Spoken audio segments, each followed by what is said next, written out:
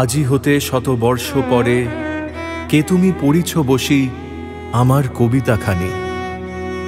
এ কথা নিজের হাতেই লিখে গিয়েছেন রবীন্দ্রনাথ, যিনি একজন কবি, সাহিত্যিক, দার্শনিক, সর্বোপরি একজন মানবতাবাদী হিসেবে আক্ষরিক অর্থেই অলৌকিক প্রতিভার অধিকারী। সর্বাগ্রে তিনি ছিলেন একজন সমাজ সচেতন মানুষ। সমাজে এমন কোনো ক্ষেত্র নেই যেখানে তার ভাবনা স্পর্শ করেনি। 2025-এ দাঁড়িয়েও রবীন্দ্রনাথ আজও কতটা প্রাসঙ্গিক তা বোঝা যায় তাঁরই সৃষ্টিকার্য থেকে। সেই প্রাসঙ্গিকতা যেমন ব্যাপক তেমনি বহুমাত্রিক। দেশ, কাল, সমাজ জীবন প্রতিটি বাঁকেই তার অবাধ বিচরণ। বর্তমানে দেশকালের যে সংকটের মুখে আমরা সম্মুখীন, সাম্প্রদায়িক আক্রমণ থেকে শুরু করে সভ্যতার যে ভয়ঙ্কর রূপ আমরা নিরীক্ষণ করে চলেছি, সেখানে দাঁড়িয়েও রবীন্দ্রনাথই আমাদের মনের মধ্যে এসে উপস্থিত হন, পথনির্দেশ দেন তাঁর অমর লেখনীর মাধ্যমে। সেই যাত্রাপথ ছিল ভয় থেকে অভয়ের দিকে, সংশয় থেকে সত্যের দিকে, জড়তা থেকে নবীন জীবনের দিকে। ভয় হতে তব অভয় মাঝে নূতন জন্ম দাও হে। ভয় হতে তব অভয় মাঝে নূতন জন্ম দাও হে।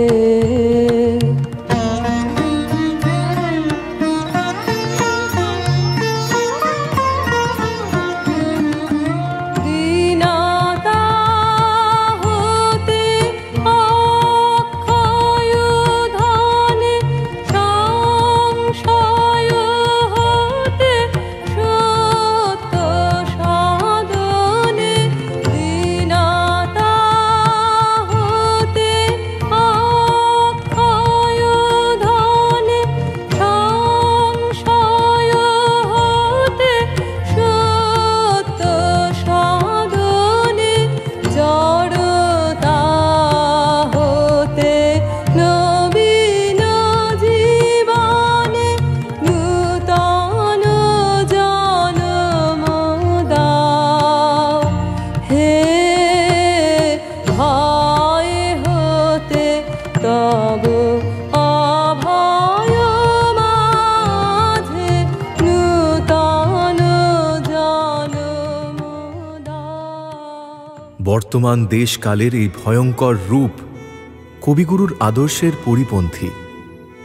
বঙ্গভঙ্গ আন্দোলন, রাখি বন্ধন, জালিয়ানওয়ালাবাগের হত্যাকাণ্ডের মধ্যে দিয়ে তার প্রকৃত দেশপ্রেমের পরিচয় পায়। উগ্র জাতীয়তাবাদকে তিনি কখনোই প্রশ্রয় দেননি। উপনিষদের আদর্শে অনুপ্রাণিত কবি বিশ্বলোক ও অন্তর্লোকের মধ্যে সেতুবন্ধন রচনা করেছেন। এই অন্তর্মিলনই কবির দর্শন ও মননের মূল ভিত্তি। তাঁর কবিতা, গান, নাটক ও অন্যান্য রচনায় প্রকাশ পেয়েছে ঈশ্বর চিন্তা, নান্দনিকতা, প্রকৃতি প্রেম ও সেই সঙ্গে মানব প্রেম। আর সেইখানেই রবীন্দ্রনাথ কালজয়ী। আজকের পৃথিবীর যে শোষণ, নিপীড়ন, হিংসা, দেশ, অসহনশীলতা, ক্ষমতার দম্ভ, এই সব কিছুর ক্ষেত্রে রবীন্দ্রনাথের মানব ধর্মই আজ বড় প্রাসঙ্গিক। এই মানব ধর্মের শুভ বোধে মরা গাঙেও বান আসে। প্রবল সংকটের মধ্যেও সেখানে ভেসে আসে মানবতার জয়ের তরী।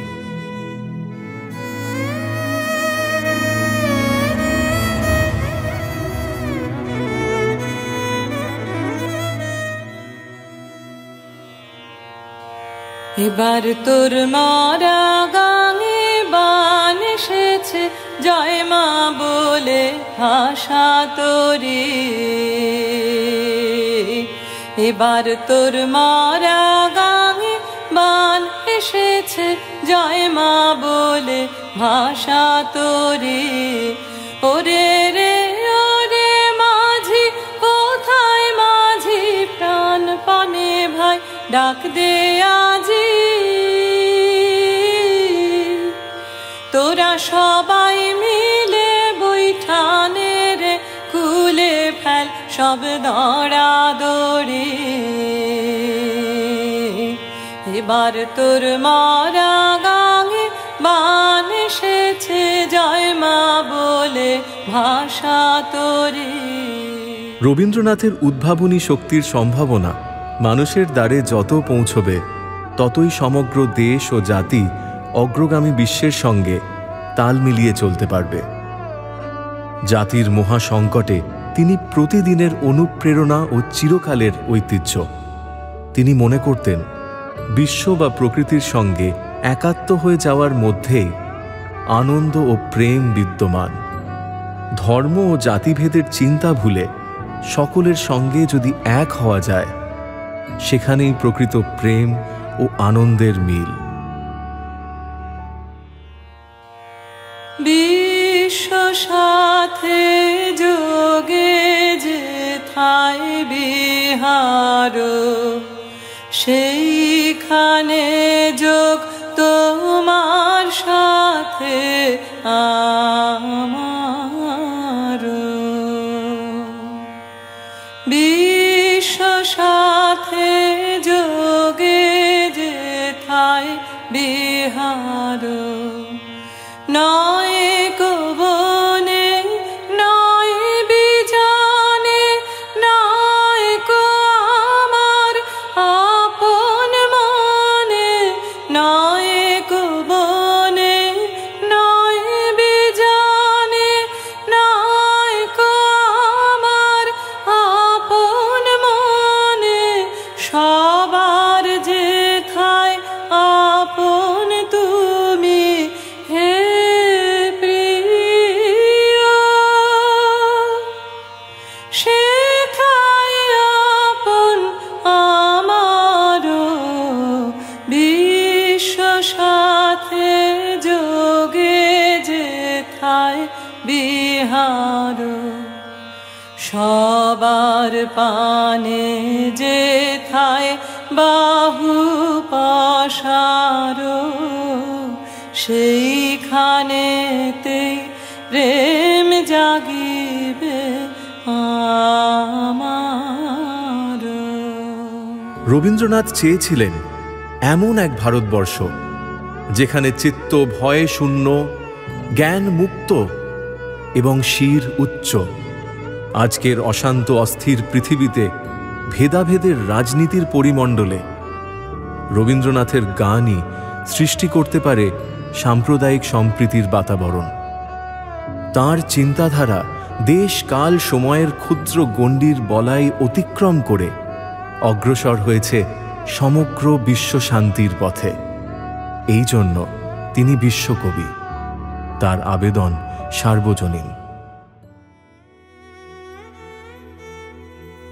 Where the mind is without fear and the head is held high, where knowledge is free, where the world has not been broken up into fragments by narrow domestic walls, where words come out from the depth of truth, where tireless striving stretches its arms towards perfection, where the clear stream of reason has not lost its way into the dreary desert sand of dead habit, where the mind is led forward by thee into ever-widening thought and action, into that heaven of freedom, my Father, let my country awake.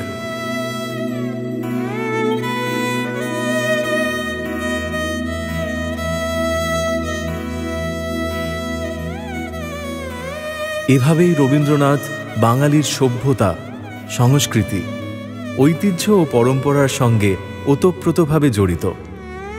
তিনি আমাদের অহংকার, আমাদের অস্তিত্ব, আমাদের সমৃদ্ধি, আমাদের অন্তহীন প্রেরণার উৎস। মানুষ তার সংকট সংগ্রাম অতিক্রম করেছে তারই গান গলায় ধারণ করে। তার গান আমাদের জীবনের উপলব্ধি, সুখ দুঃখ আনন্দ বেদনার সাথী। মানুষের শয়নে স্বপনে জাগরণে চিন্তনে রবীন্দ্রনাথ সদা জাগ্রত।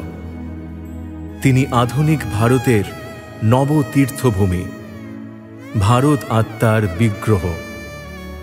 তার সৃষ্টিতেই আমাদের অন্তরের মুক্তি,